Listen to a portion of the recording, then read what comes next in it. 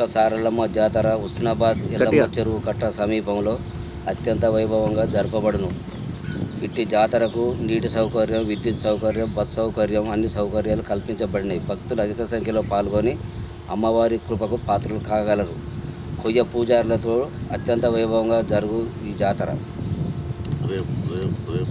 28 బుధవారం సాయంత్రమున సారలమ్మ గద్దెకు వచ్చును. 29 గురువారం సాయంత్రము సమ్మక్క గద్దెకు వచ్చును.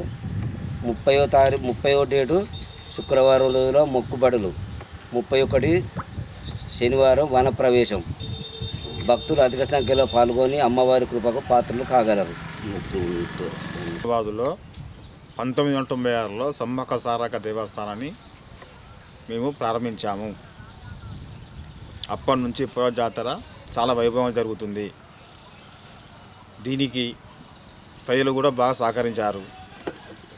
తేదీ 28వ తారీఖు నాడు సాయంత్రం 7 గంటల వరకు సారక్క దేవత గద్దెకవచ్చును. 29వ తారీఖు నాడు సాయంత్రం సమ్మక్క దేవత 7 గంటల వరకు గద్దెకవచ్చును. శుక్రవారం నాడు 30వ తారీఖు నాడు సమ్మక్క సారక్క గెలి ఉంటారు కాబట్టి మొక్కులు అప్పచెప్పబడును. 31వ తారీఖు నాడు తల్లి వనప్రవేశం ఉంటుంది.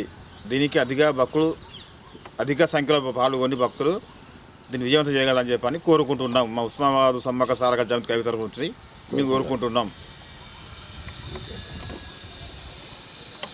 తారీఖు నాడు సారక్క ఎల్లమ్మ చెరువు మొత్తం నుంచి తీసుకొచ్చు జరుగుతుంది. 29న సమ్మక్క సిద్ధేశ్వరం గుట్ట నుంచి తీసుకొచ్చు జరుగుతుంది. 30వ తారీఖు నాడు మొక్కులు అప్పచెప్పబడును.